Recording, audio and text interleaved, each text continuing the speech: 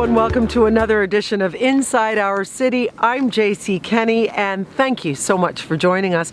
We're at a very interesting place this morning. This is one part of where the third crossing is going to be built. We're going to be talking a little bit about environmental issues, wildlife issues today with Mark Armstrong. And Mark, you're with Hatch, which is a partner in the third crossing team. Yes, we are. Tell us a little bit about Hatch. Well, Hatch is a Canadian-based engineering firm. We work in the infrastructure field, such as the third crossing, and also in mining and energy. Okay, good. Nice to have that background. And where we are, just to kind of situate us. Well, we're on the east shore of the third crossing, so we're just a little bit west of the library off of Highway 15, and the bridge is actually going to extend across the Cataraqui River over to John Counter Boulevard on the west shore. Okay, and I think what we're talking about here too is your role, Hatch's role in the project. Well, Hatch is the design lead. Kiewit is the constructor, and of course the city is the owner. My role on the project, I'm the environmental lead for design. I want to talk a little bit, just burrow down a little bit into this, talk about the tree management. Just tell us sort of how you're approaching that. Okay, well, in the fall, we had our team of arborists in the field, both on this shore and on the west shore, and they were collecting information on the trees. And so what they were looking at was the species, the size of the trees, and the health of the trees, and their location within the project area.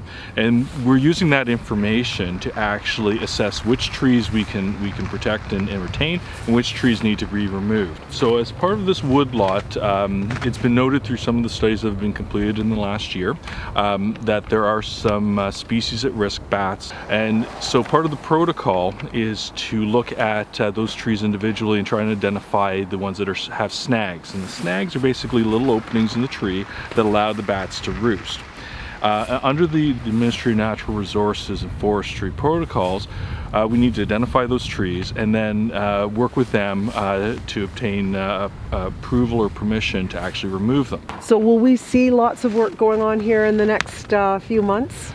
We're going to start to ramp up, so there will be some work that's occurring in the next month or so as some trees are actually removed as we're preparing to construct access roads, and there'll be more activity on the west shore as well with some tree removals and site preparation. One last question, Sure. Mark. I think something that's come up quite a bit has been, in terms of the wildlife, has been turtles, because this is an area that also fosters turtles.